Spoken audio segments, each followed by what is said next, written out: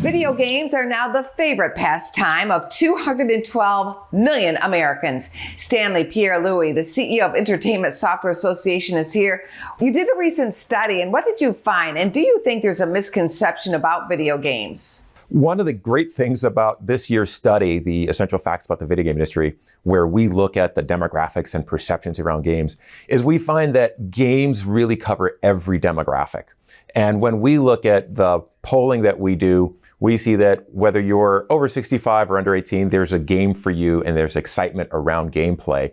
In fact, there are just as many people 45 and older playing as there are under 18, and half of gamers identify as women. So we're excited about the fact that so many people are playing, but we really represent the American demographic fully. What are some of the benefits of video games? Sure, let's talk about parents and we can talk about other benefits as well.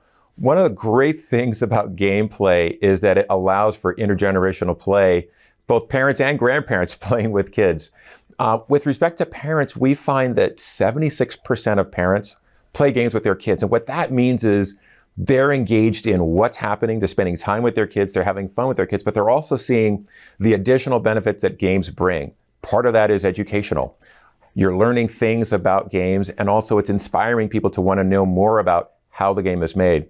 Kids also learn emotional development skills, whether it's teamwork, collaboration, and even empathy through gameplay. So when you're playing and you're seeing parents play with kids, they're part of that learning process of how games fit into a fabric, and also learning how to make sure that games are a balanced part of everyday life. Are there specific benefits for older Americans? And if so, what games? We have found that every demographic loves games and has a game that they love.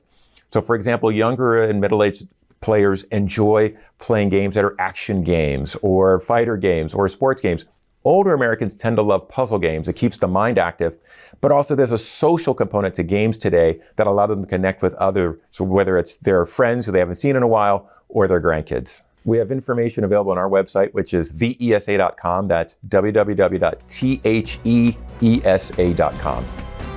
Go to businessfirstam.com for where to see our show on TV.